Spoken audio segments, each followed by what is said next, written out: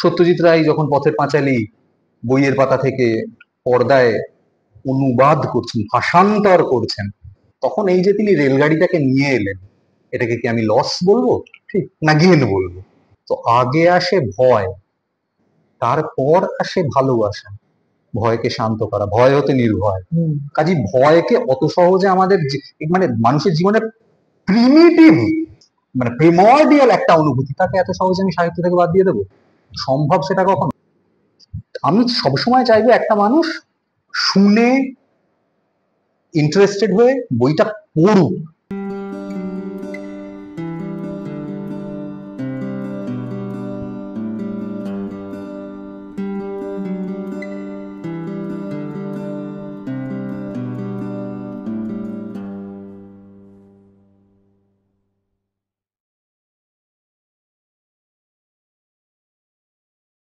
নমস্কার, আমি রণদীপ।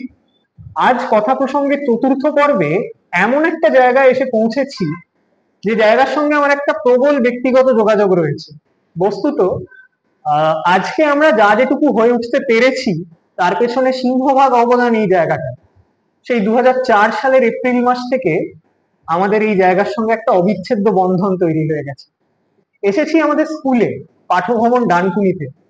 সরকারিভাবে স্কুল ছেড়ে যাওয়ার 7 বছর পরেও আজও সেই স্কুল আমাদের দ্বিতীয় বাড়ি, এবং যে কারণে এসেছি তাও বেশ চমকপ্রদ।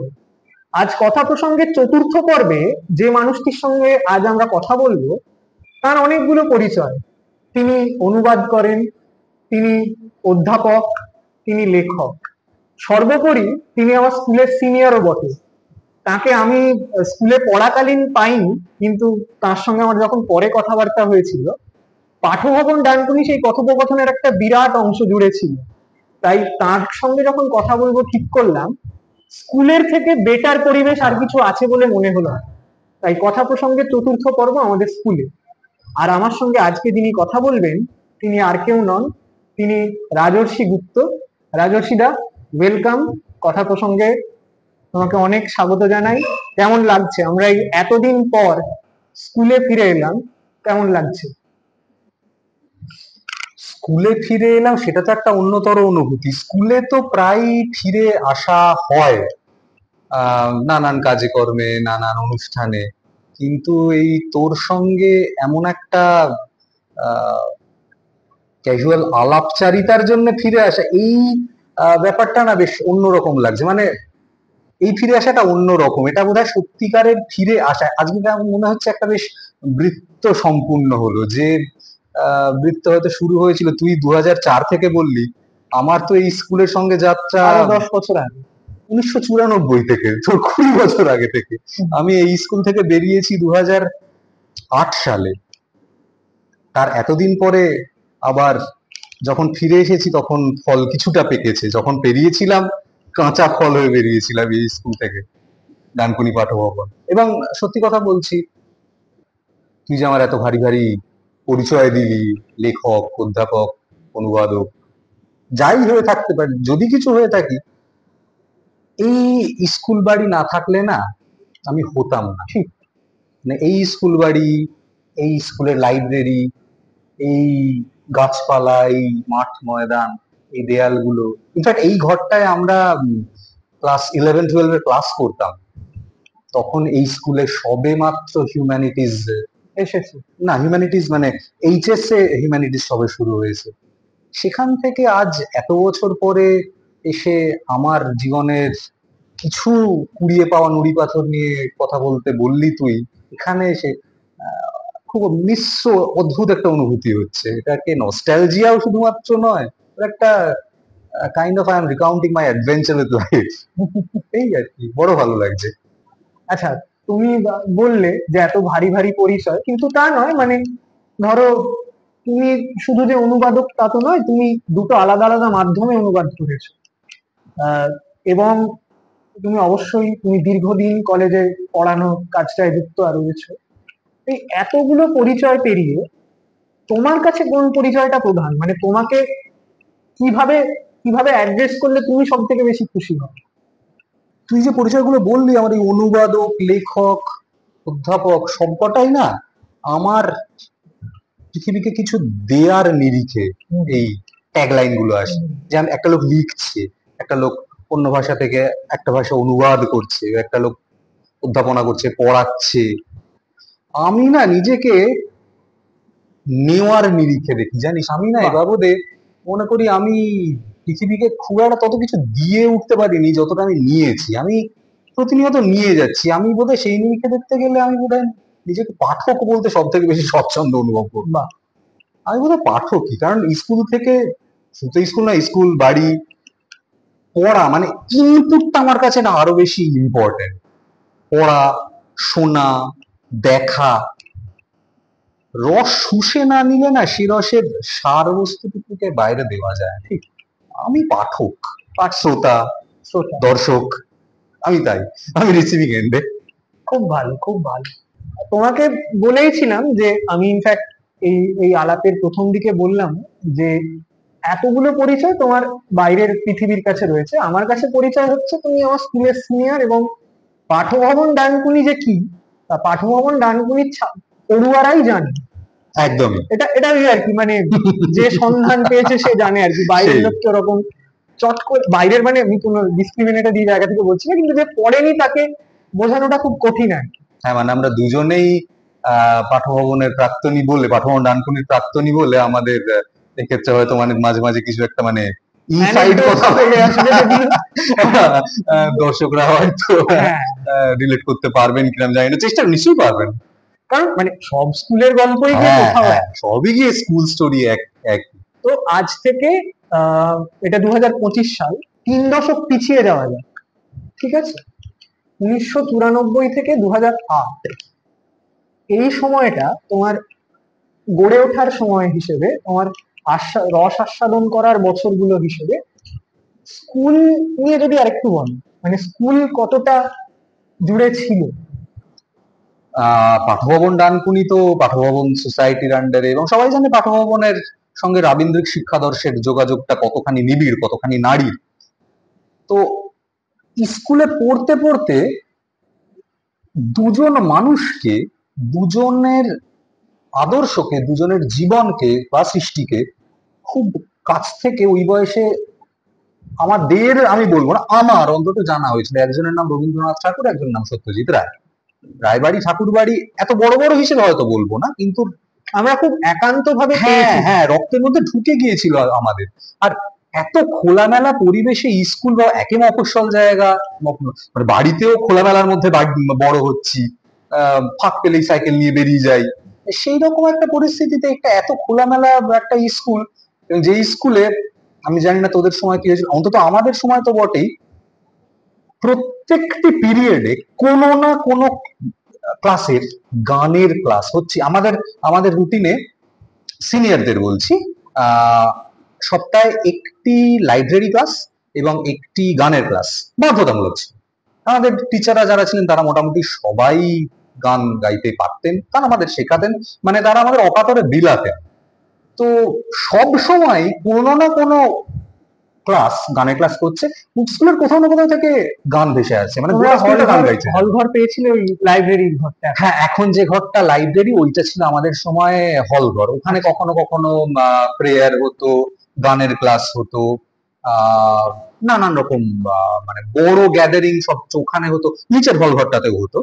এবং বাইরে তো বিস্তর বিরাট বড় উঠোন তো পড়েছিলই। তো আমরা না একেবারেই প্রকৃতির সঙ্গে একাত্ম হয়ে বড় হয়েছি। মানে এমনও হয়েছে আমাদের ফ্রি পিরিয়ড টিচার আসেননি, অন্য একজন টিচার এসে আমাদের সে ক্লাস পড়াচ্ছেন, কিন্তু তিনি ক্লাসে এসে তার পড়ার জায়গাটুকু পড়ালেন না। তিনি আমাদের নিয়ে এসে বললেন চলো বাইরে চলো। বাইরে গিয়ে এখন যেখানে উমা শেহানবীশ মঞ্চ, একটা বড় মঞ্চ হয়েছে বাঁধানো, তখন সেটা ছিল একটা ছোট্ট লাল বেদি। আমরা ওখানে গিয়ে গাছপালার ছায়ায় বসে কি করছি না, আমরা গাছপালা চিনছি। আমাদের সেই শিক্ষক বা শিক্ষিকা চেনাচ্ছেন আশপাশের কোনটা কি গাছ। আর এই জায়গাটা এখন আমি জানি না ক্যামেরায় দেখা যাচ্ছে কিনা, এখন এখানে একটা দুটো গাছ দেখা যাচ্ছে, এখানে তখন না আরো বড় একটা শালের জঙ্গল ছিল, শালবন। তো এতটাই নিবিড় ছিল আমাদের প্রকৃতির সঙ্গে সহাবস্থান। এবং আমাদের স্কুলের একটা বিরাট বড় অনুষ্ঠান, যেটাকে আমাদের অ্যানুয়াল ডে বলা চলে, সেটা হচ্ছে বৃক্ষরোপণ। এবং বৃক্ষরোপণ মানে সেটা একেবারেই শান্তিনিকেতনে যে বৃক্ষরোপণ হয় তারই ছোটখাটো রেপ্লিকা। এবং কথা সেটা নয়, আমরা সেই আমাদের 10ই আগস্ট স্কুলের জন্মদিন, সেই দিনই বৃক্ষরোপণ হয়, শুধুমাত্র নামকা বাস্তে একটা গাছ পুঁতে ছেড়ে দিলাম ব্যাপারটা তা নয় আমাদের কাছে, তুই জানিস। বৃক্ষরোপণ অনুষ্ঠান হওয়া মানে আমাদের কাছে আনন্দের ব্যাপারটা ছিল তার আগে 1.5 মাস ধরে রিহার্সাল হবে। হ্যাঁ 1.5 মাস ধরে রিহার্সাল মানে টিফিনের পরের 3 পিরিয়ড ছুটি, ছুটি মানে সেই সময়টা রিহার্সাল হবে। কিন্তু এবং যত রিহার্সালের দিন এগিয়ে আসতো তখন টিফিনের আগের পিরিয়ড টিফিনের আগের মানে এবং বৃক্ষরোপণের আগের 1-1.5 সপ্তাহ তো কোনো ক্লাসই হবে না। হ্যাঁ এবং ওই যে 1.5 সপ্তাহ ধরে কোনো ক্লাস হবে না, শুধু গান হবে, পুরো অনুষ্ঠানের রিহার্সাল হবে 2-3 বার করে সারাদিনে। আমরা কিন্তু কখনো তাই নিয়ে কোনো রকম অভিযোগ করতাম না, আমাদের গার্জিয়ানরাও করতেন না, আমাদের বাবা মায়েরা করতেন না, আমরা খুব আনন্দের সঙ্গে এটাকে মেনে নিয়েছিলাম। এবং সেখানে সেই শোভাযাত্রা এখনো হয়, মরুবিজয়ের কীর্তনগুলো আমরা এখানে বসে গাইছি, শোভাযাত্রার দল গাছ নিয়ে ওদিক থেকে আসছে, তারপরে পুরো বর্ষামঙ্গল হলো, এবং বর্ষামঙ্গলে রীতিমতো আমাদের ক্লাসের ছেলে মেয়ে সবাই নাচছে। আমাদের ক্লাসের মানে চরম দুষ্টু ছেলেগুলো, তাদেরকেও যখন হৃদয় মন্দির ডমরু গুরুগুরুর সঙ্গে কোরিওগ্রাফ করে দিতেন সোনালী মিস, অরিন্দ্রজিৎ স্যার বেহালা বাজাতেন, সে এক অন্যতর দেখার মতো রূপ। কখনো কিন্তু আমাদের মধ্যে এই যে এতদিন পড়াশোনা হচ্ছে না, এইটা নিয়ে আমাদের কোনো সিলেবাস শেষ হচ্ছে না, আমাদের কোনো রকম তাতে হেলদোল ছিল না, আমাদের বাবা মায়েদেরও ছিল না, কারণ আমরা জানতাম পরীক্ষার সময় গিয়ে দেখা যাবে ও ঠিক হয়ে গেছে। হ্যাঁ। আমরা না একটা খুব হোলিস্টিক এডুকেশন সিস্টেমের মধ্যে বড় হয়েছিলাম। এখন কি সেটা আর পাওয়া যাচ্ছে না? আমার মনে হয় এই স্কুলে সেটা সার্বিকভাবে ওভারঅল আমি শিক্ষা জগতের সঙ্গে যতটুকু সম্পৃক্ত সেখান থেকে বলতে পারি অনেক বেশি নম্বর এবং সিলেবাস ওরিয়েন্টেড পড়াশোনা। মানে কি বলতো, আমাদের না পাঠভবন যেটা তৈরি করে দিয়েছিল, যেটার জন্য আমি সত্যি কথা বলছি, আমি লেখালেখির দিকে গিয়েছি, আমি গান করেছি, আমাদের স্কুল শিখিয়েছিল যে এই পড়াশোনা করাটা, পুঁথিগত পড়াশোনা করাটা জরুরি, জীবন ধারণের জন্য জরুরি, কিন্তু জীবন ধারণের বাইরে জীবন যাপন থাকে একটা, সেই জীবন যাপনের জন্য না নিঃশ্বাস প্রশ্বাস নেওয়ার জায়গার দরকার। সেটা শুধুমাত্র ওই কেজো জিনিস দিয়ে হয় না, বরং কেজো জগতের বাইরের দুনিয়ায় যা আছে, যেটা তুমি মনের আনন্দে আহরণ করো, সেই দিকে মনটাকে, আত্মাটাকে অনেকটা বেশি প্রসারিত করতে শিখিয়েছিল আমাদের স্কুল। এখন সেটা আমি জানি না অন্য সব জায়গায় বা শিক্ষা ব্যবস্থায় সেটা সম্ভব কিনা, এখন সে পরিসরটা অনেক বেশি সংকুচিত হয়ে আসছে বলে আমার মনে হয়। এটা একটা দুঃখের কথা বটে, তবু কিছু কিছু ওয়েসিস আছে মরুভূমিতে, পাঠভবন ডানকুনির মতো আরো অনেক ওয়েসিসই নিশ্চয়ই আছে, আমরা তার খবর রাখি না, এই আর কি। আমি এই যে তুই অনুবাদের কথা বললি না, অনুবাদ মানে কি, একটা অন্য ভাষা বা সংস্কৃতির সঙ্গে নিজের পরিচয় ঘটানো, তারপরে সেই ভাষা সংস্কৃতির বিষয়বস্তুকে নিজের ভাষায়, হ্যাঁ হ্যাঁ। তো এই যে বাইরের জগৎ, আমি তো সাধারণত ইউরোপিয়ান লিটারেচার থেকেই অনুবাদ করি, তো এই ইউরোপিয়ান লিটারেচার, কালচার, ওভারঅল এর প্রতি আমার একটা অদ্ভুত ন্যাক, কেন কিভাবে তৈরি হয়েছিল আমি জানি না, কিন্তু এই যে তৈরি হয়েছিল তার পিছনে একটা প্রধান কারণ কিন্তু আমাদের স্কুল। আমাদের লাইব্রেরিতে যথেষ্ট বই ছিল, সেখান থেকে আমি বই নিতাম, এবং সব বয়সের লোকের, সব বয়সের। আমাদের মনে আছে ক্লাস 7-8-এ বলছি, আমাদের স্কুলে ইংরেজিতে পড়ানো হচ্ছে র্যাপিড রিডারে অ্যাব্রিজড আইভানহো। আমরা রবিনসন ক্রুসো পড়েছি। তোরা বোধহয় রবিনসন ক্রুসো পড়েছিস, আমরা আইভানহো পড়েছি, গালিভার্স ট্রাভেলস পড়েছি। এবং 11-12 ছিল ম্যাকবেথ, মার্চেন্ট অফ ভেনিস। আচ্ছা। আর তারপরে তোমার কমেডি অফ এরার্স, আর যদি না খুব ভুল করি, না আমাদের সময় 11-12, হ্যাঁ তাহলে মানে শেক্সপিয়ার আর একটা কমেডি ছিল, এক্স্যাক্টলি কোনটা মনে পড়ছে না, কিন্তু তিনটে অবশ্যই ছিল, দুটো 11, দুটো 12। আচ্ছা। তো হ্যাঁ, মানে আমি একেবারেই একমত যে বিশ্ব সাহিত্যের সঙ্গে, শুধু বিশ্ব সাহিত্য বলে না, আমরা ক্লাস 7-8-এ আমার মনে আছে যখন আমরা ওই আইভানহো, গালিভার্স ট্রাভেলস এগুলো পড়ছি, তার সঙ্গে বইতে পড়ছি life of Shakespeare, life of Michelangelo, ছোট্ট ছোট্ট লেখা, ওইগুলো তো আমাদের চোখ তৈরি করে দিতাম, আমার অন্তত পক্ষে রেনেসাঁস কি বৃত্তান্ত। এবং যখন আমাদের অরিন্দ্রজিৎ স্যার রেনেসাঁস পড়াচ্ছেন, লাইফ অফ মিকেলাঞ্জেলো পড়াচ্ছেন, তখন আমাদের ইলাস্ট্রেটেড হিস্ট্রি বই এনে আমাদের পিয়েটার ছবি দেখাচ্ছেন, আমাদের সিস্টিন চ্যাপেলের ছবি দেখাচ্ছেন। মানে মনে রাখতে হবে এটা আমি 2003-4-এর কথা বলছি, তখন কম্পিউটারে এত সহজলভ্য ছিল না উপাদান। তখনই আমাদের আমাদের ইতিহাসে কি পড়াচ্ছেন সঞ্জীব স্যার? সঞ্জীব স্যার পড়াচ্ছেন শিভালরি। মানে খেয়াল করে দেখ, ওদিকে আমরা ইতিহাসে যখন মধ্যযুগের ইতিহাস পড়ছি, শিভালরি পড়ছি, রেনেসাঁসের আশা পড়ছি, তখনই কিন্তু আমরা এখানে রেনেসাঁসের সঙ্গে ছবি দেখতে পাচ্ছি। শুধু না, আমরা এখানে আইভানও পড়ছি, সেই শিভালরি নিয়েই গল্প। সেই যখন ওখানে রেনেসাঁস পড়ছি, তখন এদিকে পড়ছি life of Shakespeare, life of Michelangelo. মানে সমস্তটাই না একে অপরের সঙ্গে সংযুক্ত, সম্পৃক্ত হয়ে আস্তে আস্তে একটা মনের মধ্যে ছবি গড়ে তুলছে। এই জিনিসগুলো করে দেয়া হয়েছে। আমার মনে আছে ক্লাস 5-এ প্রথম লাইব্রেরি ঘরে গেলাম। এখন লাইব্রেরি ঘরটা বোধহয় ল্যাব হয়েছে, ছোট্ট ঘর। আমার 1 মিনিটও লাগেনি বই খুঁজতে, কারণ আমি ঘরে গেলাম, আলমারির মধ্যে দেখলাম একটা মোটা নীল রঙের বই, টপ করে তুলে নিয়ে চলে এলাম। সেটা ক্লাস 5, বইটা সেরা সত্যজিৎ। আমার স্কুলের দৌলতে এবং বাড়ির আশপাশেও 2-3টে লাইব্রেরি ছিল। আমার ক্লাস 6-7-এর মধ্যে মোটামুটি সত্যজিৎ রায়ের সমস্ত কিছু কমপ্লিট হয়ে গিয়েছিল। মানে আমি তখন সত্যজিৎ ভার্সের মধ্যে ঢুকে পড়েছি। সেটা আমি পারতাম না পাঠভবন ডানকুনি না থাকলে, আমার স্কুল না থাকলে আমার চোখ খুলতো না। আচ্ছা, এবার তোমার একটু প্রসঙ্গান্তরে যাই, কারণ আমরা স্কুল নিয়ে তো ধরো একটা আমরা সারাদিন আড্ডা মেরে যেতে পারি। হ্যাঁ, কিন্তু একটু একটু প্রসঙ্গান্তরে যাই। ধরো বাংলায় অনুবাদক, হ্যাঁ, যারা একদম ফুললি অনুবাদক হিসেবে স্বনামধন্য, এই গোত্রটা কিন্তু বেশ বিরল। হ্যাঁ, আমরা ছোটবেলায় যেমন দেব সাহিত্য কুটিরের কিছু অনুবাদ পড়েছি, মানে ওয়ার্ল্ড ক্লাসিক্স দেব সাহিত্য কুটির থেকেই অনেকটা পড়া। অদৃশ বর্ধনের অনুবাদ পড়েছি, অনিশ দেবের অনুবাদ পড়েছি, কমিক্সে নীরেন্দ্রনাথ বাবু অনুবাদ করছেন টিনটিন, সেটা পড়েছি।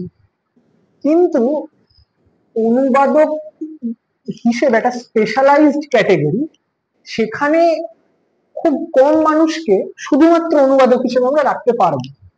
তো এইরকম একটা পরিসরে দাঁড়িয়ে, বা এইরকম একটা পরিবেশ যেখানে সবাইকে কোট অ্যান্ড কোট মৌলিক লেখা লিখতে উৎসাহিত করা হয়, সেখানে হঠাৎ তোমার অনুবাদের দিকে যাওয়াটা কিভাবে, এটা আমি একটু জানতে চাই প্রথম। দেখ, এটা না আমি যে খুব ভেবে চিন্তে ব্যাপারটা এগিয়েছিলাম তা নয়। আমার এই যে বললাম বাইরের জগতের সঙ্গে যোগ তৈরি করে দেওয়া, আমার স্কুল লাইফ থেকেই, স্কুল জীবন থেকেই সেটা ছিল। কেন এটা তৈরি হয়েছিল আমি আমি আজকে বললে পিন পয়েন্ট করতে পারবো না। হয়েছিল, আমার একটা ন্যাক ছিল। আমি আমি খুব অ্যাডভেঞ্চার স্টোরিজ, ভূতের গল্প, রহস্য গল্প, যেগুলো ওই কিশোর বয়সে ভালো লাগে সেগুলো পড়তে ভালোবাসতাম। এবং একটা সময় দেখলাম বাংলায় মোটামুটি এই ধরনের গল্প আমার সবই পড়া হয়ে গেছে, আমার আরো বেশি কিছু চাই। আমি তখন বিশ্ব সাহিত্যের দিকে ঝুঁকলাম, এবং সেটা কিন্তু একটা মানে একটা ট্রেজার ট্রোভ খুলে গেল। তখন আমার মনে হতো যে যেহেতু স্কুলে আমরা কখনো বাংলা আর ইংরেজিটাকে আলাদা ভাবে গুরুত্ব দিয়ে পড়িনি, আমার মনে হতো যে ইংরেজিতে যেগুলো পড়ছি সেগুলো যদি বাংলাতেও পড়তে পারতাম তাহলে কেমন হতো। কারণ কারণ আমি বিশ্ব সাহিত্য প্রথমে বাংলায় খুঁজেছিলাম। আমি সত্যি বলছি, সব যে খুব ভালো লাগার মতো পেয়েছিলাম তা কিন্তু নয়। যেমন তুই যে ইয়ের কথা বললি, কি বলে, দেব সাহিত্য কুটির বল, বা আমাদের সময় রাদুগা প্রকাশনী থেকে খুব ভালো ভালো রাশিয়ান, হ্যাঁ, ননী ভৌমিক, অরুণ সোমের, অদৃশ বর্ধন, ভালো লাগতো। কিন্তু আরো মনে হতো আরো আরো আরো চাই।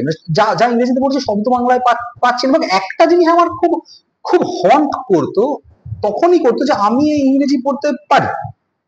আমি তাই সাপোজ হ্যারি পটার পড়তে পারছি, শার্লক হোমস পড়তে পারছি, পিটার প্যান পড়তে পারছি। অনেকে তো আছে যারা পড়তে পারে না ইংরেজি, বা তাদের পড়তে ভালো লাগে না, তো তারা কি কখনো পড়বে না? এত যে তখন খুব সিস্টেমেটিক্যাল ভেবেছিলাম তা না, কিন্তু আমার একটা ন্যাক ছিল। আমার মনে আছে মাধ্যমিকের পর তখন একটা ছুটি তো থাকতো। এখন সেই ছুটিতে অনেকে অনেক কিছু কাজ এখন করতে দেয়। মাধ্যমিকের পরের সপ্তাহে বোধহয় লোকে টিউশন পড়তে হ্যাঁ, যায়। আমাদের সময় অত চাপ আমি ছিল না। সাইকেল নিয়ে এদিক ওদিক চষতাম, হ্যাঁ, আমরা মানে সাইকেল নিয়ে জলার ধারে গিয়ে বসে থাকতাম। খেলতে গিয়ে গ্রামের হাঁটু করে ছেলে, বাড়ি হ্যাঁ ফিরতাম আর সাইকেল নিয়ে এদিক ওদিক হ্যাঁ চষতাম। ওরকম হতো, মানে যা তা করেছি সন্ধ্যেবেলা। আহ মাধ্যমিকে হতো তখন, মার্চ মাসে মাধ্যমিক মোটামুটি শেষ হয়ে যেত। তোমরা কি দিনে দুটো করে পেপার দিয়েছি? না, আমরা দিনে দুটো করে পেপার ছিল।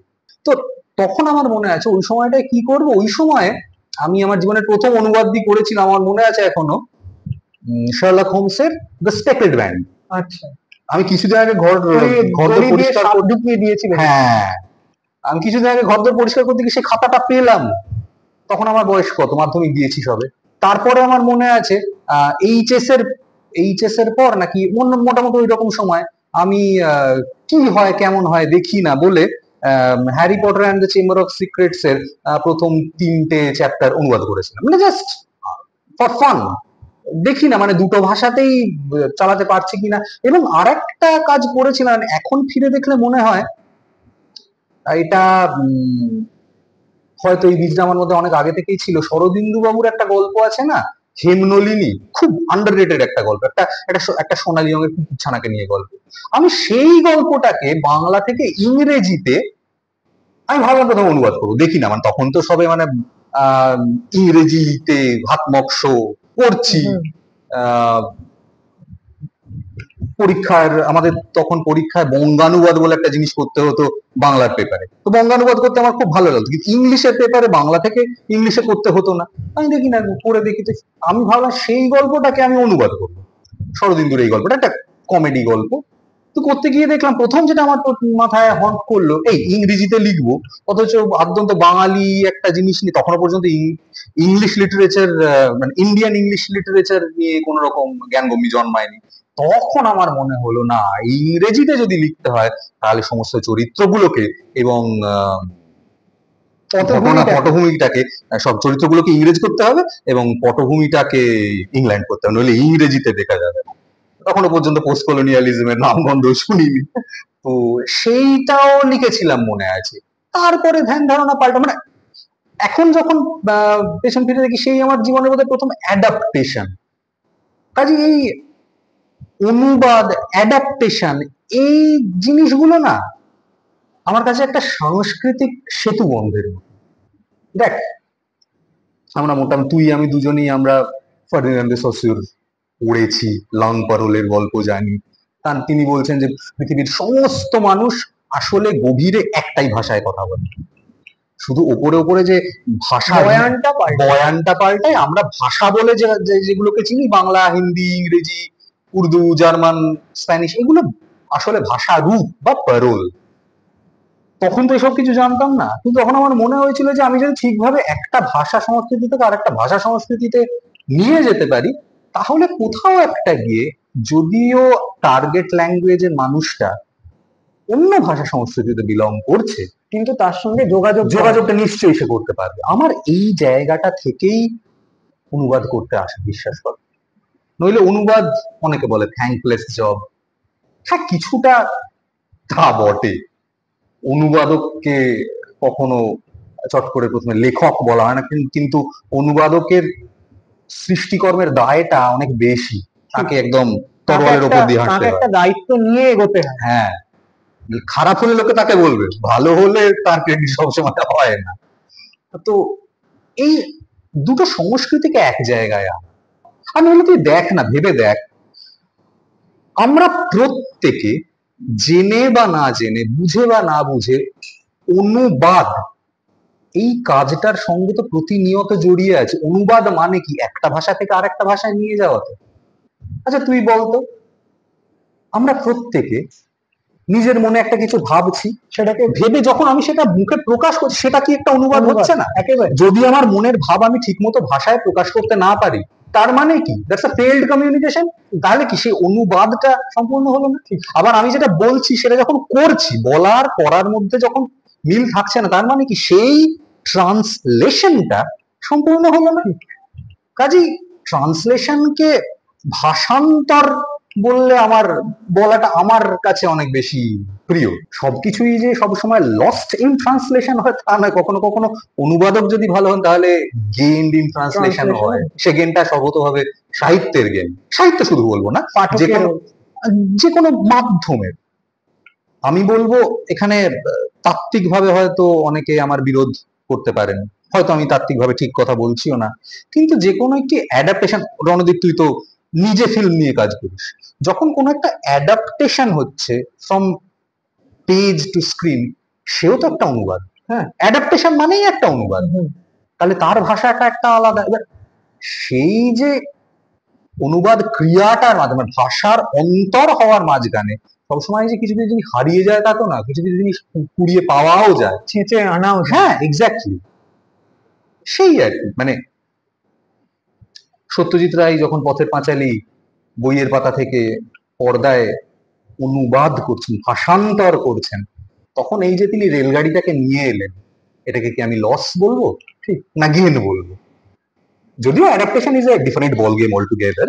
শুধুমাত্র মানে প্রিন্ট ছাপা মাধ্যমের বইয়ের মানে লিখিত অনুবাদ দিয়ে অ্যাডাপ্টেশনকে বিচার করাটা যায় না, তবু সম্পৃক্ত একে অপরের সঙ্গে।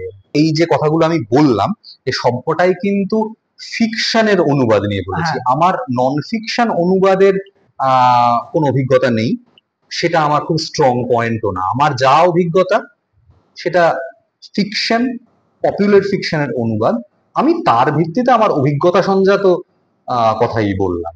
এই মানে আমার কথাই কেউ যেন মানে শেষ কথা এইভাবে মেনে না নেয়, মানে এটা is one of the many views, এই আর কি।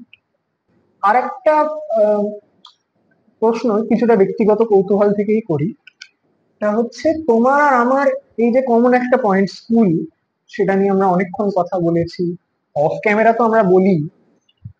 আরেকটা আগ্রহের জায়গা আছে, সেটা নিয়ে আমরা পরে কথা বলি। এখন আরেকটা কমন পয়েন্ট, সম্প্রতি আমরা একই মাধ্যমে লেখালেখি শুরু করেছি অডিও স্টোরির ক্ষেত্রে, যদিও মানে আমার ক্ষেত্রে ওই কোট আনকোট স্বরচিত লেখা চাওয়া হয়, আর তুমি মূলত অনুবাদ করো সেখানে। তুমি তো দুটো মাধ্যমে সম্প্রতি অনুবাদ করেছো, একটা হচ্ছে তুমি যেমন এমার্জেন্সের লেখা, সেটা অনুবাদ করে তোমার বই রয়েছে, এবং আধার ঘনায় সাগর পারে তুমি আরেকটা অনুবাদ সংকলন রয়েছে তোমার, ইএফ বেনসনের গল্প অনুবাদ করেছো তুমি। একটা হলো এইখানে যেখানে একজন পাঠক রয়েছেন, তার সঙ্গে লেখকের একটা আদান প্রদান চলছে, সেই রকম একটা অনুবাদ, এটা একজন পড়বেন। এবং তুমি যখন অডিও স্টোরি, কোনো সংস্থার হয়ে অডিও স্টোরির জন্য অনুবাদ করছো, মানে সেটা মাথায় রেখে, এবং যেটা হয়তো আরো বেশি মানুষের কাছে পৌঁছয়, সেটা আবার অন্য রকমের একটা অ্যাপ্রোচ দাবি করে, যে আমি সেটা কানে শুনবো, আমার কাছে আগের পৃষ্ঠা খুলে দেখবার সেই সুযোগটা নাও থাকতে পারে, বা ইচ্ছা নাও থাকতে পারে, সেইটা আবার আরেক রকমের অ্যাপ্রোচ দাবি করে। তো এই দুটোর মধ্যে ব্যালেন্স করো কিভাবে? এটা খুব জরুরি একটা কথা বললি জানিস। মানে তুমি তো একবার তোমায় কাটলাম, তোমার সঙ্গে আমার কয়েকদিন আগে কথা হচ্ছিল এই ইউটিউবের অডিও স্টোরি অনুবাদ নিয়ে। তুমি আমাকে বলেছিলে যে সব গল্প হয়তো অডিও স্টোরির জন্য হবে না, কিন্তু সব গল্প আবার মানে কম্পারেটিভলি বেশি গল্প আবার পড়ার জন্য বেশি সুইটেবল হতে পারে। আমার তাই মনে হয়। দেখ, তো আলাদা কোথায় গিয়ে দুটো মাধ্যমের জন্য অনুবাদ পড়ার ক্ষেত্রে ব্যাপারটা হচ্ছে পড়ার ক্ষেত্রে মানুষের স্প্যানটা, মানে অ্যাটেনশন স্প্যানটা অতটা হয়তো গুরুত্বপূর্ণ নয়, কিন্তু যখন একজন মানুষ শুনছেন, তিনি কিন্তু একজন তিনি কিন্তু একটা পারফরমেন্স শুনছেন, মানে গল্প শোনা এবং গল্প বলা সেটা তো মানে আদিতম এন্টারটেনমেন্ট মানুষের কাছে, মানে যখন গল্প লোকে পড়তো না তখন গল্প শোনাচ্ছে। তো কিন্তু আজকে মানুষের গল্প শোনার স্প্যানটা অনেক কম, এবং কিছু টেকনিক্যাল ব্যাপার আছে যেগুলো আমি যখন প্রিন্ট মিডিয়ার জন্য যখন লিখি, সে মৌলিক লেখা হোক বা অনুবাদ হোক বা প্রবন্ধ হোক, আমাকে খুব বেশি ইনফরমেশন ডেন্সিটি নিয়ে হয়তো ভাবতে হয় না, বা লম্বা ডেসক্রিপটিভ একটা পোর্শন নিয়ে ভাবতে হয় না। বিস্তর বর্ণনা আছে, মানে 10-12 লাইন বর্ণনা আমি যখন অডিও স্টোরির জন্য অনুবাদ করি, এবং এখানে একটা কথা মাথায় রাখতে হবে, আমি যখন সোললি ফর অডিও স্টোরি যখন আমি অনুবাদ করার বরাত পেলাম, কাজ পেলাম, আমাকে তখনকার তৎকালীন যিনি ওই প্রোগ্রামের হেড ছিলেন, দীপাঞ্জন ঘোষ, ফোন করে রাত্রিবেলা বললে, আমরা ভাবছি একটা ওয়ার্ল্ড ক্লাসিক্স এর একটা সিরিজ করবো, তোমার কাজ তো আমরা করেছি, তোমার কাজ আমাদের খুব ভালো লাগে, তুমি কি আমাদের সঙ্গে কোলাবোরেট করতে চাও? এবার আমি সাহিত্যের ছাত্র, পড়াই, শুধুমাত্র একাডেমিক পেপার লিখে কেন নিজেকে আবদ্ধ রাখবো? মানে কটা সাহিত্যের ছাত্র এরকম সুযোগ পায় যে ওয়ার্ল্ড ক্লাসিক্স হাতে কলমে ক্রিয়েটিভ রাইটিং এর কাজ করতে হবে? তাহলে হ্যাঁ নিশ্চয়ই। এবার তখনও পর্যন্ত ওরা আমি জানি কি করতে বলবে, শার্লক হোমসে একটা দুটো হয়তো করতে বলবে, ছোটখাটো লিখে দেবো। আমি বললাম কি গল্প? এবং তখন আমার মনে হয় যে রাত্রি প্রায় 12:30 বাজে, আমাকে বললো ফোনের ওপার থেকে, আমরা ভাবছি the Count of Monte Cristo. আমি না হাঁ হয়ে গেলাম, কারণ আমার তৎক্ষণাৎ আমার চোখের সামনে ভেসে উঠলো একটা এত মোটা বই আছে, এত মোটা বইটা অনুবাদ করতে হবে, তাহলে তো মানে মানে সে 10-12টা এপিসোড লাগবে। না, তুমি ছোট করবে, তুমি ছোট করবে, এর থেকে কি আগে সিনেমা হয় না? তুমি সিনেম্যাটিক অ্যাডাপ্টেশন করবে এবং অ্যাডাপ্টেশন করবে। মাইন্ডেড, আমি কিন্তু তখনও পর্যন্ত শুধুমাত্র প্রিন্ট মিডিয়ার জন্যই আমি তখন অনুবাদ করেছি। মানে আমি জানি আমার কাছে তখন মোটো হচ্ছে, আমি যখন প্রিন্ট মিডিয়ার জন্য অনুবাদ করছি, আমার মনের মধ্যে এটা চলতে থাকে, একটি লাইন যেন বাদ না পড়ে, সম্পূর্ণটা থাকতে হবে, এবং তাতে কাট কোনো ব্যাপার থাকলে চলে না। ভাষাকে ঝরঝরে হতে হবে, ভাষাকে ঝরঝরে রেখে প্রত্যেকটি লাইনকে বজায় রেখে প্রত্যেকটি লাইনের আত্মাকে এতটুকু টসকাতে না দিয়ে নিয়ে আসতে হবে। এখানে আমার সামনে একটা অন্য চ্যালেঞ্জ এলো যে না, তোমার কাজটা শুধুমাত্র ভাষান্তরের নয়, অনুবাদের নয়।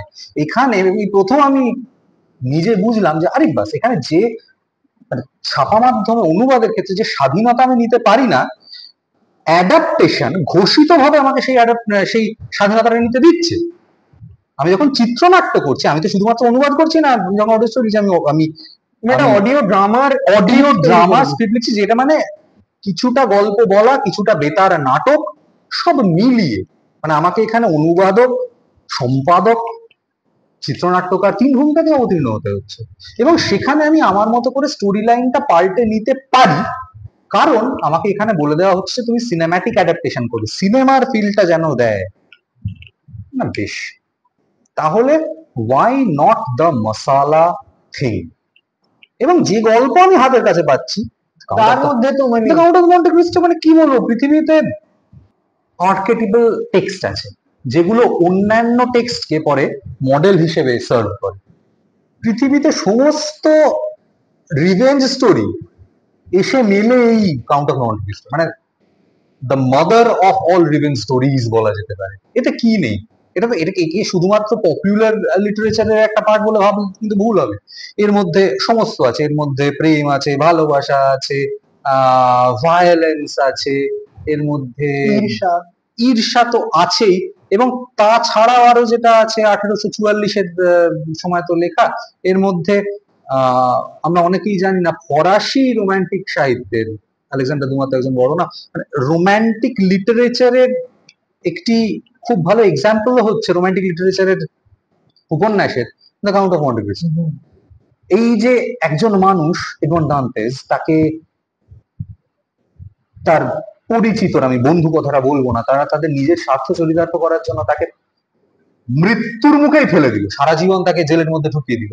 তারপরে সে যখন ফিরে আসছে, সে কিন্তু প্র্যাকটিক্যালি মৃত্যুর পরপার থেকে ফিরে আসছে, একরকম মৃত্যুর পরপার থেকে নতুন জীবন নিয়ে ফিরে আসছে, নতুন আইডেন্টিটি নিয়ে। এটা তুই বল, এইটা ইটসেলফ একটা গথিক আইডিয়া নয়? এটা একটা রোমাঞ্চকর আইডিয়া নয়? এবং যে ফিরে আসছে তার সঙ্গে আগের মানুষটা কোনো মিল নেই, এবং সে ফিরে এসেছে শুধুমাত্র তার জীবনের একটাই মাত্র মুখ্য, যারা তাকে ধ্বংস করতে চেয়েছিল সে তাদেরকে ধ্বংস করবে। এবং সেইটা করার জন্য সে নিজেকে স্টোক দিচ্ছে যে না, আমি ঈশ্বরের কাজ করতে এসেছি, আমি পৃথিবীর নর্মালস রিস্টোর করতে এসেছি। আদতে কিন্তু সে নিজস্ব স্বার্থটা, কিন্তু সেও কিন্তু নিজস্ব স্বার্থ চরিতার্থ করতে চাইছে, কিন্তু সে নিজেকে, কিন্তু সেটাকে সে জাস্টিফাই করছে মোরাল, একটা ডিপ সাইকোলজিক্যাল স্টাডি। মানে এই গল্পকে তুই যে দিক থেকে খুশি দেখতে পারিস, এবং আজ পর্যন্ত বহু মানুষকে এই এই ফিরে আসার গল্প অক্সিজেন দেয়, অক্সিজেন দেবেই, বারবার করে এই গল্পের কাছে মানুষ ফিরে যেতে পারে।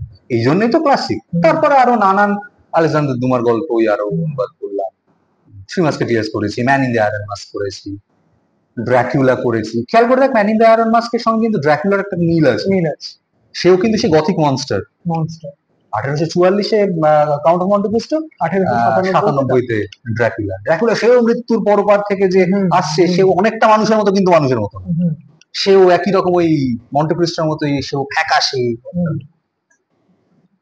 এইটাতে খেয়াল রাখতে হতো যেটা, কিছু কিছু টেকনিক্যাল ব্যাপার আছে। তুইও অডিওর জন্য এখন লিখিস, তুইও জানিস যে আমি আর কথা খুব বড় একটা স্ট্রেচে লেখালেখি, মানে ডেসক্রিপটিভ পোর্শন, মানে এমন কোনো অডিও স্টোরি যারা শোনেন তারা তো শুধু গল্পটা শোনেন না, তারা হয়তো রান্না করতে করতে শুনছে। হ্যাঁ, মানে তাদেরকে তো তাদের অ্যাটেনশনটাকে ধরে রাখতে হবে। কেউ কাজ করতে করতে শুনছে। সেখানে যদি ন্যারেটার নিজে শুধুমাত্র 5 মিনিট ধরে কথাই বলে যাচ্ছেন, তাহলে শ্রোতা হয়তো বন্ধ করে দেবে, তার আকর্ষণটা হারিয়ে যেতে পারে। সেই জায়গাটাকে মাথায় রাখতে হয়, নাটকীয়তাটাকে একটু তুলে রাখতে হয়। চড়া দাগের হতে হয় কথাটা আমি বলবো না, অনেকেই বলে থাকেন অডিও স্টোরি মানে চড়া দাগের লেখা, তা নয়। কিন্তু দেখো, অডিও স্টোরি না, এটাও মানে আমাকে অনেকে বলে তুমি এত কিছু থাকতে অডিও স্টোরির জন্য লেখো কেন। আমি তাদেরকে এই কথাটাই বলি, অডিও স্টোরি অ্যাজ আ মাধ্যম, এটা কিন্তু খুব নতুন একটা মাধ্যম। আমাদের আগে বেতার নাটক ছিল, আমাদের গল্প বলা ছিল, কিন্তু এখন অডিও স্টোরি বলতে আমরা যেভাবে ব্যাপারটাকে দেখি, কিছুটা গল্প বলা, কিছুটা সিনেম্যাটিক, হ্যাঁ, কিছুটা রেডিও ড্রামা, কিছুটা অডিও বুক, এই মাধ্যমটা কিন্তু নতুন।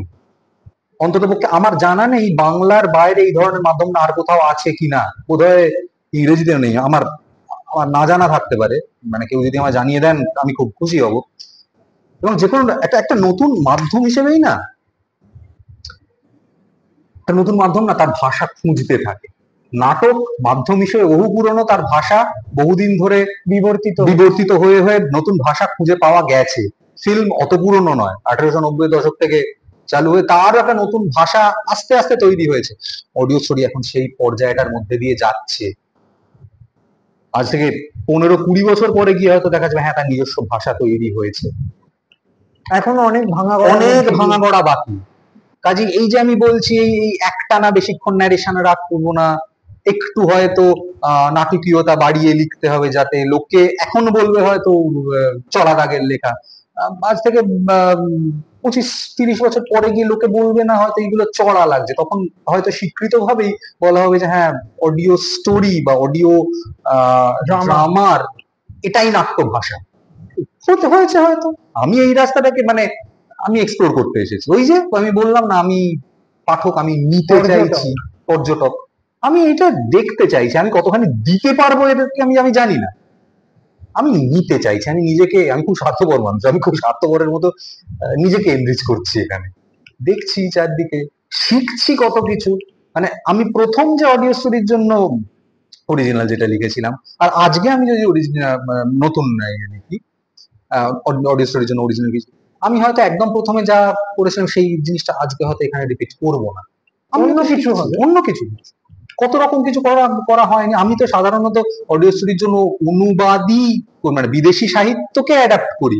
আমার খুব ইচ্ছে করে দেশি সাহিত্য কিছু নিয়ে এরকম অডিও স্টোরির জন্য কাজ করতে, রিটেলিং যাকে বলে সেটা করতে।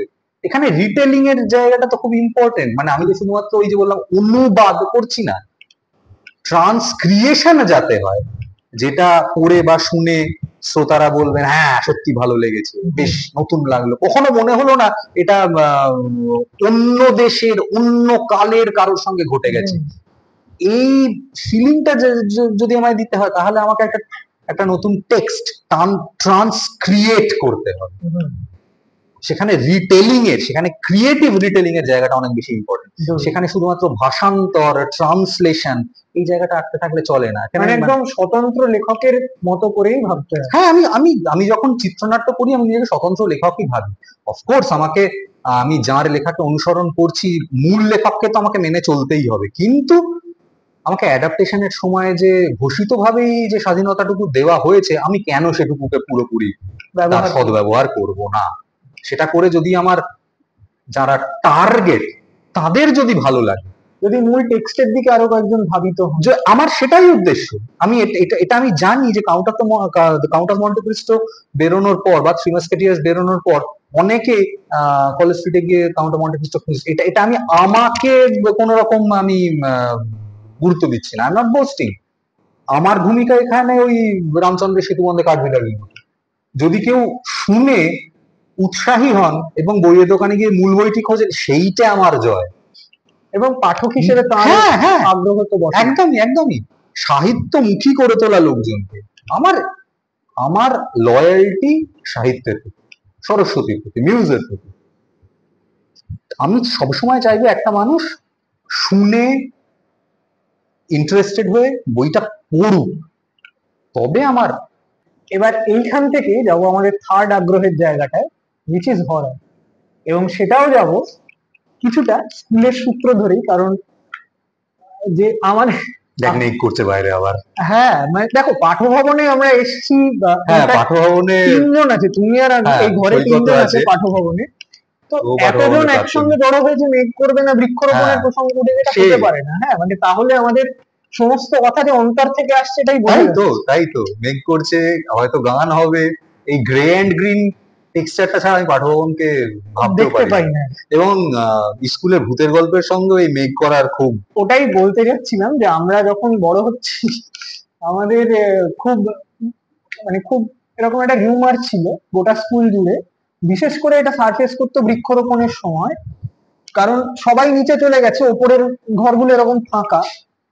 আর ওই সময় জিওগ্রাফি ল্যাব থেকে বেরিয়ে একজন সাদা শাড়ি পরা মহিলা স্কুলময় চক্কর মারতেন। জিওগ্রাফি ল্যাব মানে হচ্ছে? জিওগ্রাফি ল্যাব এই সিঁড়িটা দিয়ে নেমে ওইদিকে যে ছোট ঘরটা, ও আচ্ছা, মানে তখন আচ্ছা ওইটা তখন আর্ট রুম ছিল, এটা ছিল কন্ট্রোল রুম। আচ্ছা, আর ওই দিকের ওর কাউন্টার পার্টটা হচ্ছে বুঝতে পেরেছি। Geography lab.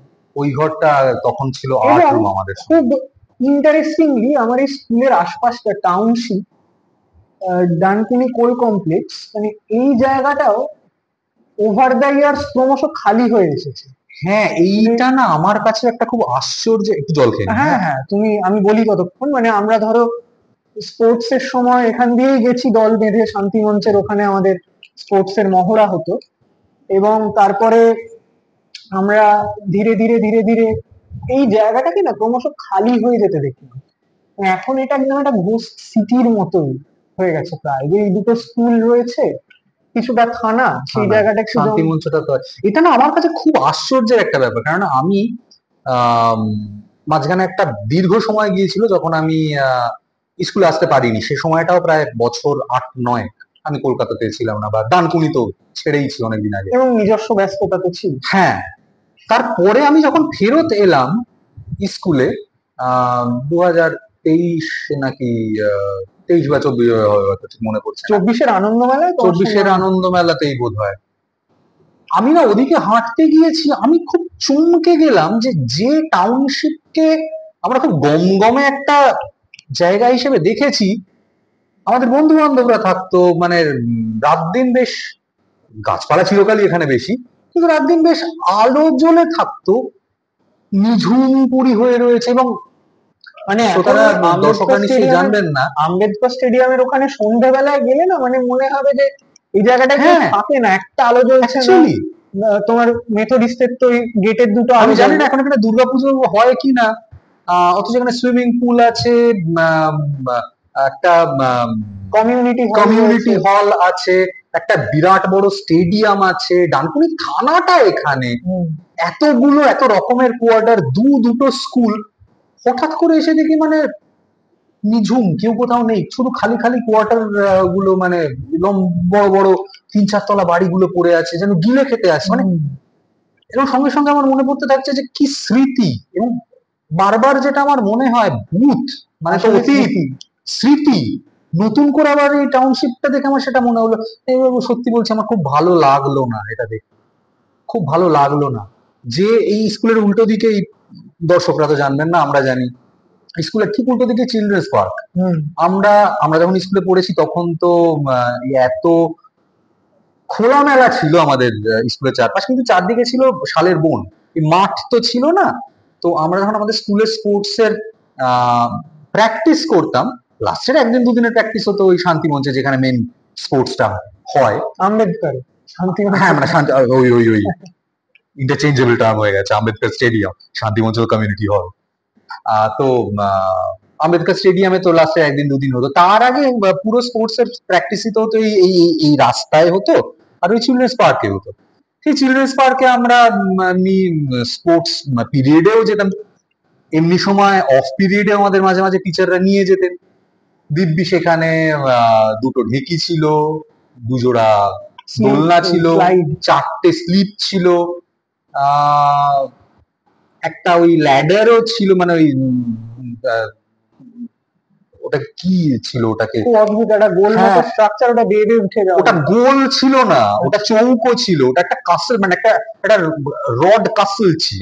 আচ্ছা, আমি এখন এসে দেখলাম সেই পার্কটা পর্যন্ত নিঝুম হয়ে পড়ে রয়েছে, ভাঙাচোরা সিস, ওই স্ট্রাকচারটা প্র্যাকটিক্যালি ভেঙে, মানে পতনোন্মুখ দুর্গের মতোই পড়ে রয়েছে।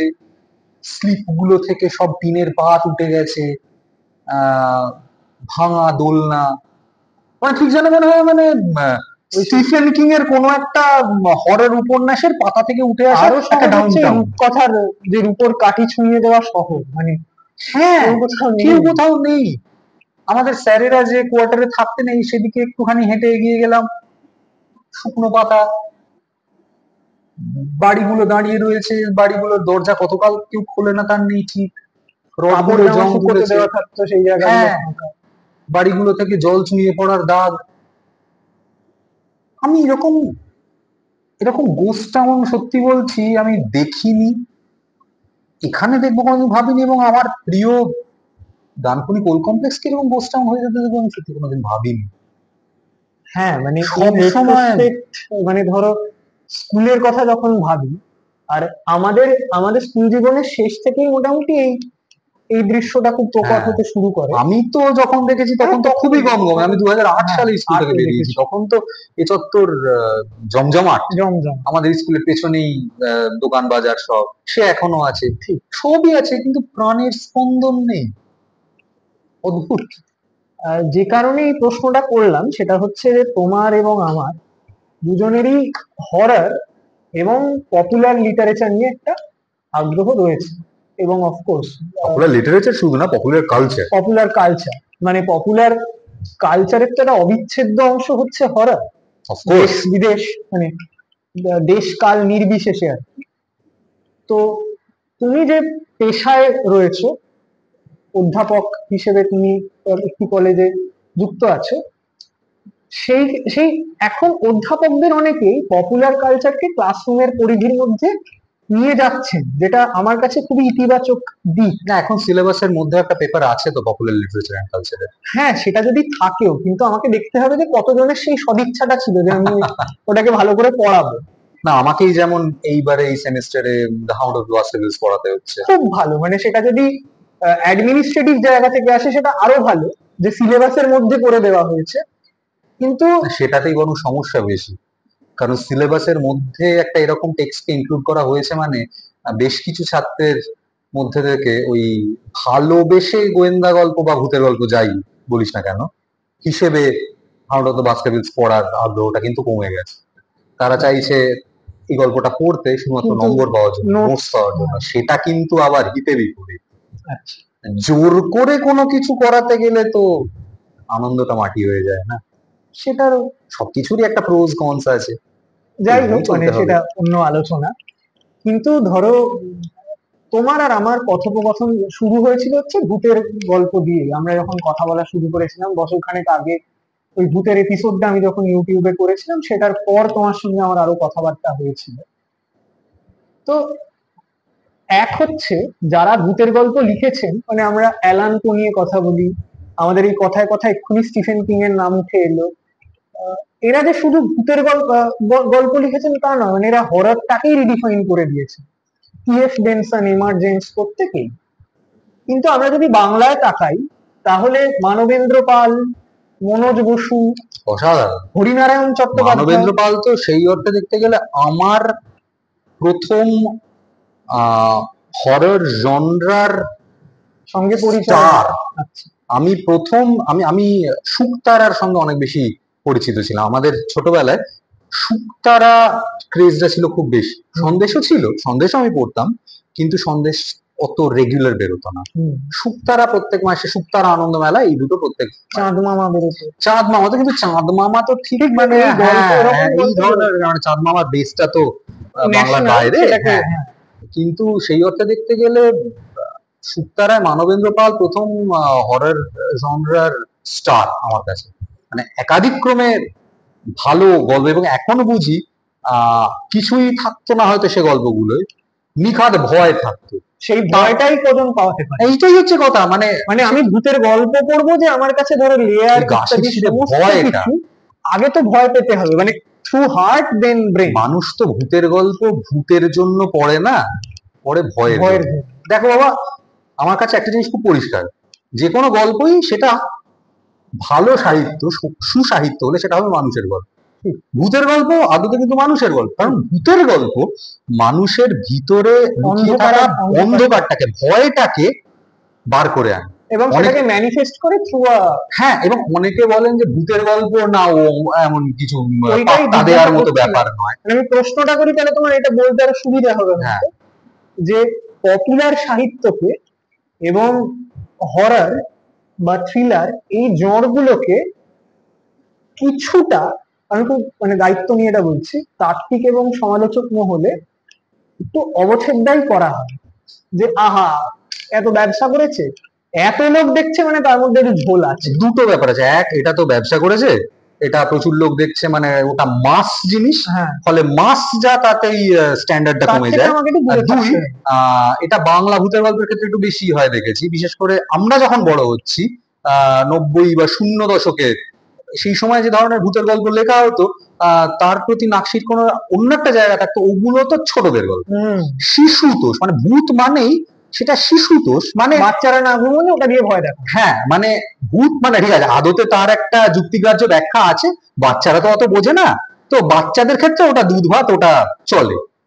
ভূতের গল্প মানে যে সেটা বড়দেরও গল্প হতে পারে, ভূত বা ভয়ের গল্প মানে সেটা যে বড়দেরও গল্প হতে পারে, এই ধারণাটা ভেরি রিসেন্টলি, বছর 8-10 খুব টেনে টুনে বলছি আমি, আসতে আরম্ভ করেছে। তাও এটা আরো বেশি করে হলো এই হরর বুমটার জন্য, মানে ধরো হ্যাঁ, স্ত্রী বা এই এই ছবিগুলো হিট করে আমি বলছি মোটামুটি তোকে, সেই জন্যই বছর 10 বললাম, মোটামুটি 2016-17 পর থেকে, এবং বাংলা বাজারেও যদি ওটিটি যখন থেকে খুব ওটিটি, সহজ অনেকগুলো হয়েছে। ব্যাপার আছে এখানে, ওটিটি, তন্ত্রভিত্তিক সাহিত্য, যে জিনিসটাকে আমরা আমাদের ছোটবেলায় হরর আচ্ছা, সাহিত্য, এখানে একটা ডিসক্লেমার দিয়ে রাখা, বক্তা যা বলছেন তার দায় বক্তার নিজস্ব চ্যানেলের কোনো দায় বহন করছে না। হ্যাঁ হ্যাঁ, একদমই একদমই একদমই তাই।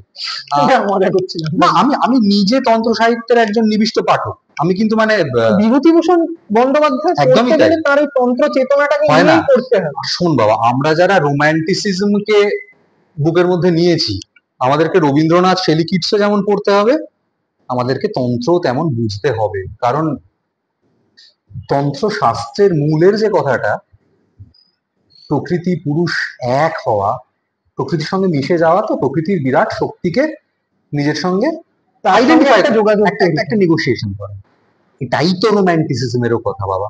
ওয়ার্ডসওয়ার্থ তাই লিখে গেছে। তাই লিখেছেন, ওয়ার্ডসওয়ার্থের সঙ্গে একজন সাধকের কোনো তফাৎ নেই। মানে এটা নিয়ে হয়তো বিস্তর অন্যদিকে চলে যাবে আলোচনা, এটা নিয়ে হয়তো একটা অন্য পুরো একটা দিন, একটা পর্ব লেগে যাবে, কিন্তু এটা সত্যি কথা।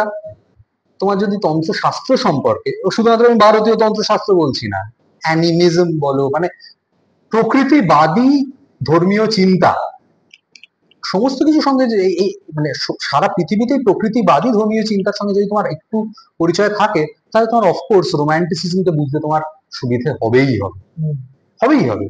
যারা রোম্যান্টিক তারাও কিন্তু ভূতের গল্প না, তারা আরো আগের মানুষ ছিলেন, তারা কবিতা লিখেছেন, কোলরিজ সুপার ন্যাচারাল নিয়ে কবিতা লিখেছেন, আমাদের কিটস স্বয়ং লিখেছেন গিভ অফ সেন্ট অ্যাগনেস, কোলরিজের তো এনশিয়েন্ট মেরিনার আছে এখনো, মানে গায়ে কাটা দেয়।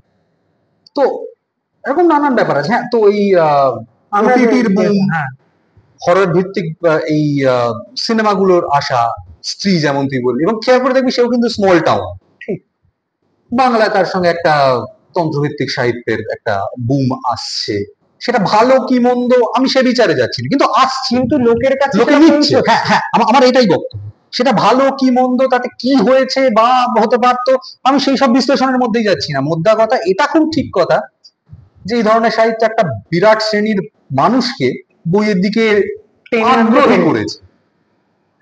একটা মানুষকে স্ক্রিনের সামনে বসে তাকে কিছু একটা জিনিস কনজিউম করিয়েছে, এবার সেটা ভালো জিনিস কনজিউম করিয়েছে কি খারাপ আমি তার মধ্যে যাচ্ছি না, কিন্তু এটাও ঠিক কথা 2016 সালে স্ত্রী বেরোচ্ছে, 18 2016 সালে দ্য উইচ বেরোচ্ছে, সেটাকেও কিন্তু আমি হরর বুমের মধ্যে, মানে ইন্ডিয়ান নয় কিন্তু আমি বুমের মধ্যে ফেলবো।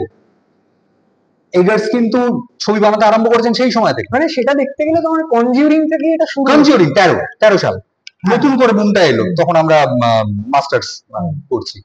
কনজিউরিং দেখে এসে প্রথম মনে হলো আরে বাবা এটা চেনা তার আগে গল্প। বছর 2-3 আগে ইনসিডিয়াস সিরিজটা বেরোচ্ছে হ্যাঁ, ইনসিডিয়াস আমি সত্যি বলবো আমাকে অতটা ইনফ্লুয়েন্স করেনি, কিন্তু কনজিউরিং আমার, জেমস ওয়ানের এই ইউনিভার্সটাই। হ্যাঁ আমার কনজিউরিং খুব ভালো লেগেছিল এই কারণে, কনজিউরিং 2013 সালে দাঁড়িয়ে খুব চেনা ধাঁচের একটা গল্প বলছে, যে ধাঁচটা আমরা আমরা আমরা যারা বাংলা ভূতের গল্প পড়ে বড় হয়েছি এই গল্প আমরা জানি, একটা জানি। একদম জানি। কিন্তু ওয়েস্টার্ন হরর স্টোরি মানেই সুপারন্যাচারাল হরর হলেও তারও একটা বাঁধা ছক আছে, মানে সেই একটা এক্সোরসিজম, ডেমন ইত্যাদি ইত্যাদি ব্যাপার থাকবে, এবং সব থেকে যেটা আমার ব্যক্তিগতভাবে একটু অসুবিধা হয়নি, সেটা হচ্ছে একটা ব্লাড অ্যান্ড গোরের জায়গা তৈরি হয়, শেষে গিয়ে ভূতকে দেখা যায়।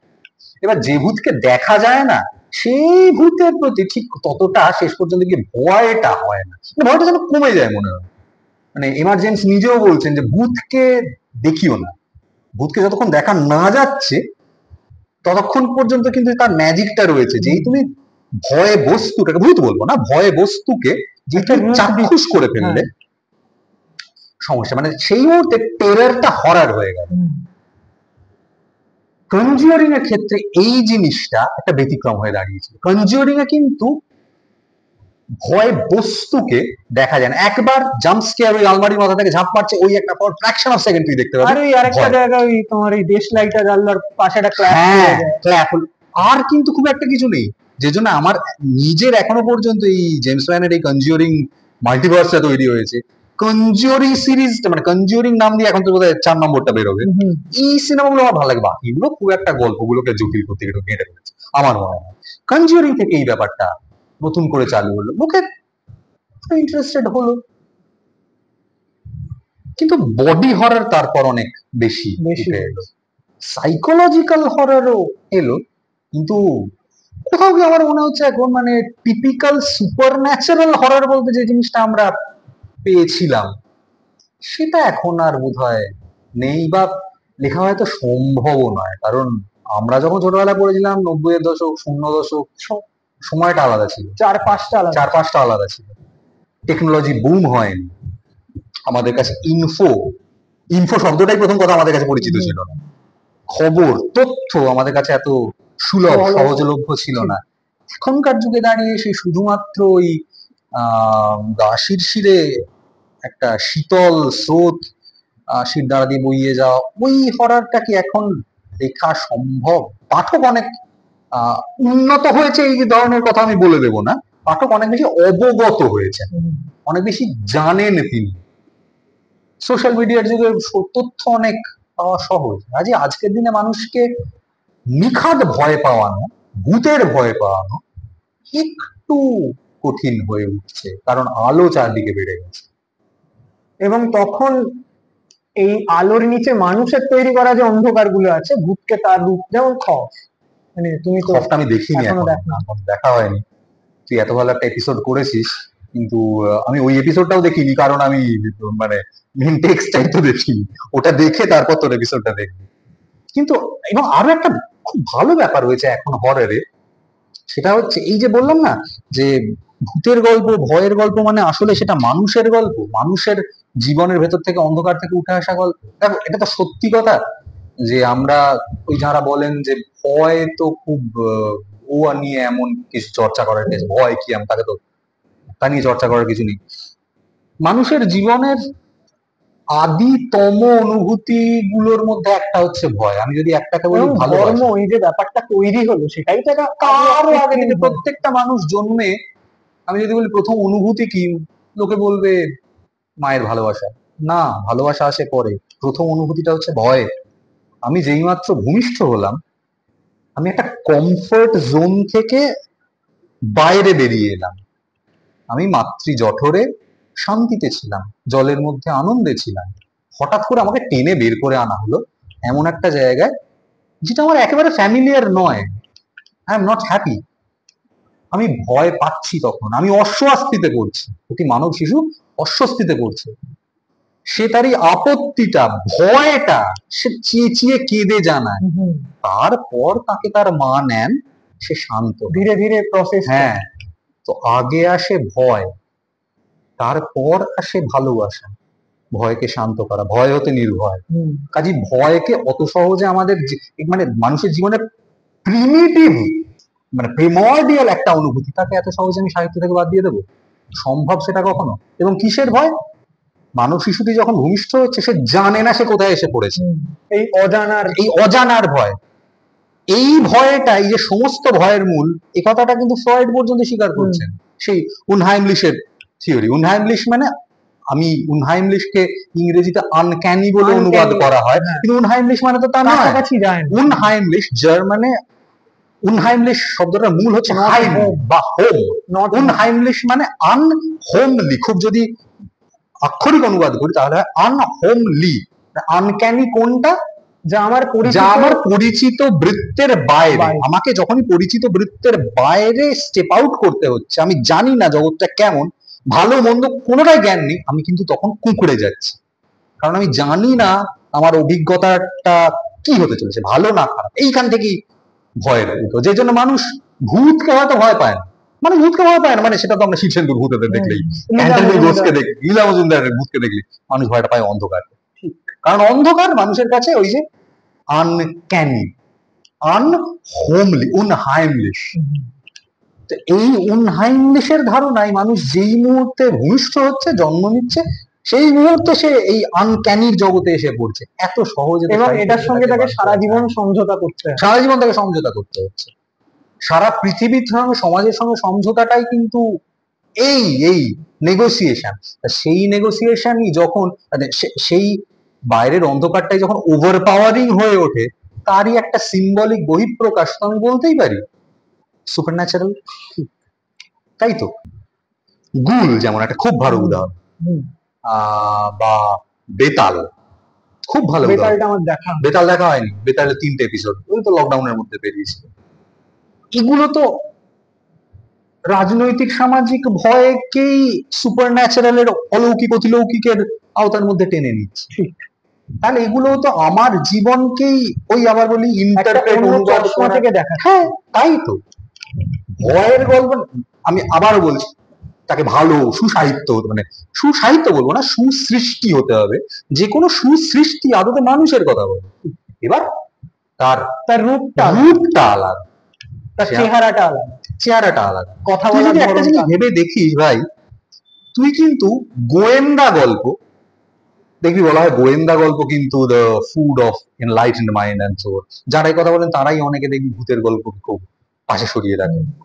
তুই একটা জিনিস খেয়াল করে দেখবি, গোয়েন্দা গল্প আর ভূতের গল্প ফিকশন তৈরি হয়েছিল যাতে সবাই পড়তে পারে। হ্যাঁ, আমি একটা খুব বেসিক ভূতের গল্প আর গোয়েন্দা গল্পের স্ট্রাকচার বলি তোকে। তুই দেখ, গোয়েন্দা গল্পে কি হয়, খুব ট্র্যাডিশনাল গল্পে সমাজ দিব্যি ঠিকঠাক আছে, তার মধ্যে আবির্ভাব হলো একজন ক্রিমিনাল।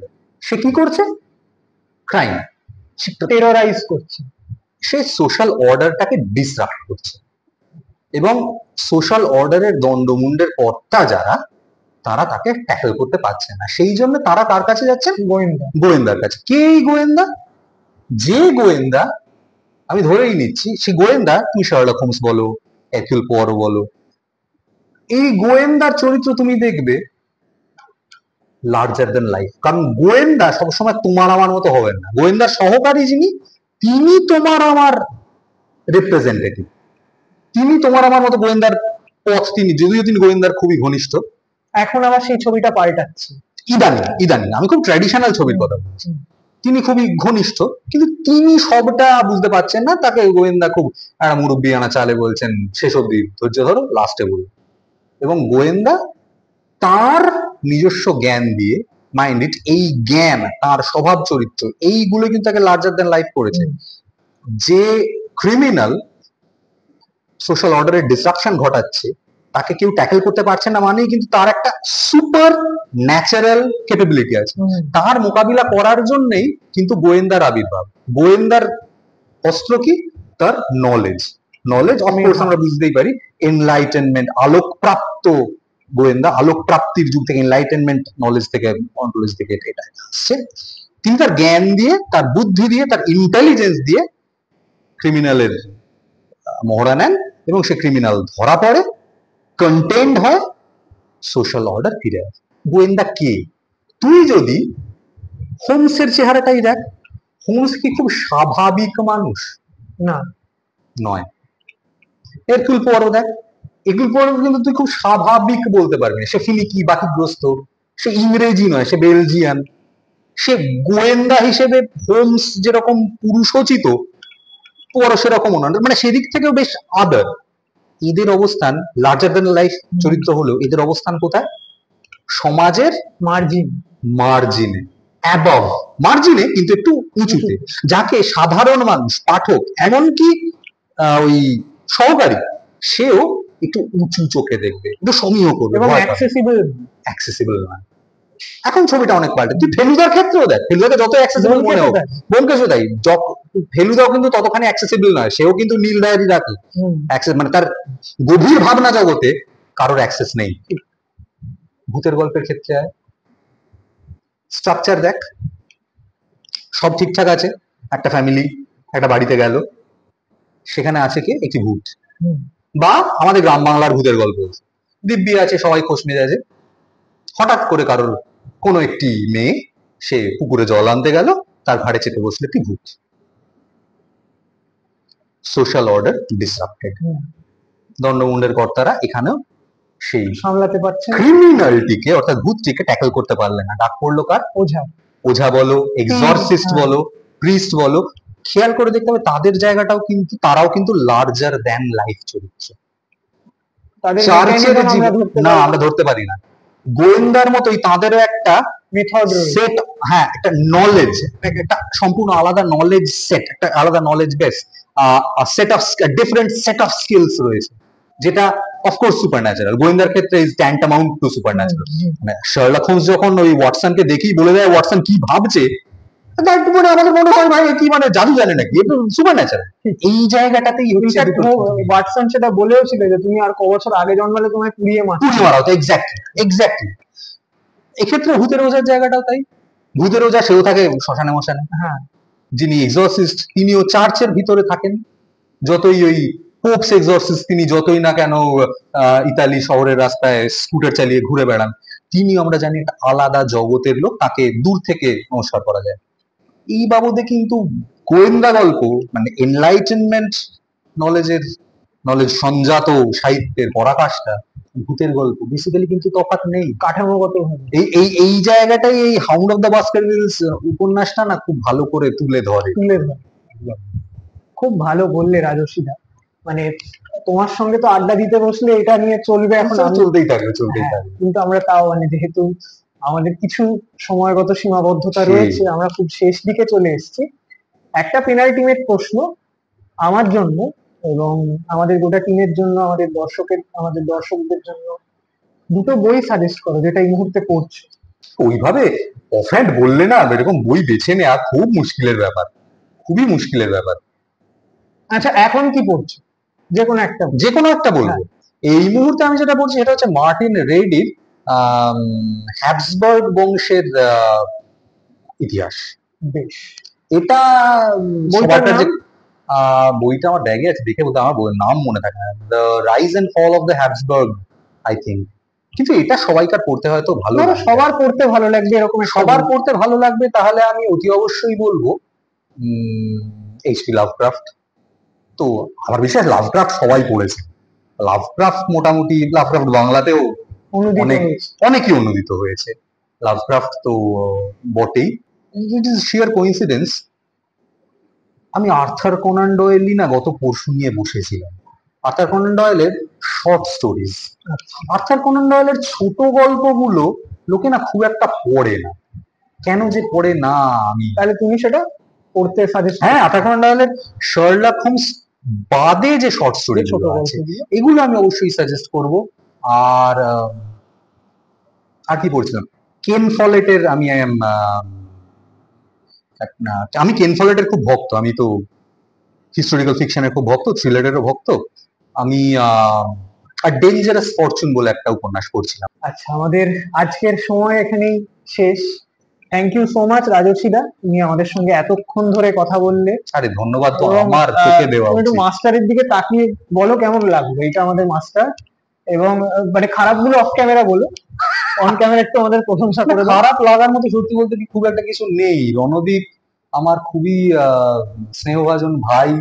ও এরকম একটা কাজ করছে দীর্ঘদিন ধরে, তার প্রমাণ তো পেয়েছি। ওর সমস্ত ধরনের কাজই আমি দেখি ইউটিউবে, ওর লেখা তো পড়ি। এবং এখন ওর এই কাজের একটা অংশ হতে পেরে আমার নিজের খুব ভালো লাগছে। এবং বিশেষ করে এমন জায়গাটাকে ও বেছেছে আমার পক্ষে স্মৃতিচারণ করা, বা মানে আমি আমি আজ সত্যি বলতে কি যেটা করলাম, আমি একই সঙ্গে খানিকটা পিছিয়েও গেলাম, খানিকটা এগিয়েও গেলাম, অনেক কিছু শেয়ার করলাম। এই জায়গাটা ছাড়া বোধহয় সেটা হতো না, কারণ ও আর আমি, এখানে আমাদের দুজনেরই শিকড়টা এখানে। এই আমার লেখালেখি থেকে যদি কেউ কিছুমাত্র আনন্দ পান, খুব একটা কিছু তো করে উঠতে পারিনি, ক্যান্সারের ওষুধ তো আবিষ্কার করার ক্ষমতা আমার নেই, লিখে একটু মানুষকে আনন্দ দিতে চেষ্টা করি। যদি কেউ আনন্দ পেয়ে থাকেন তো জানবেন, এই বাড়িটা, এই দেওয়াল, এই পাঠভবন, ডানকুনি, এই স্কুল না থাকলে আমি এই জায়গায় আসতাম না, রণদীপও হয়তো এই জায়গায় আসতাম না। একেবারে। কাজেই বড় ভালো লাগে।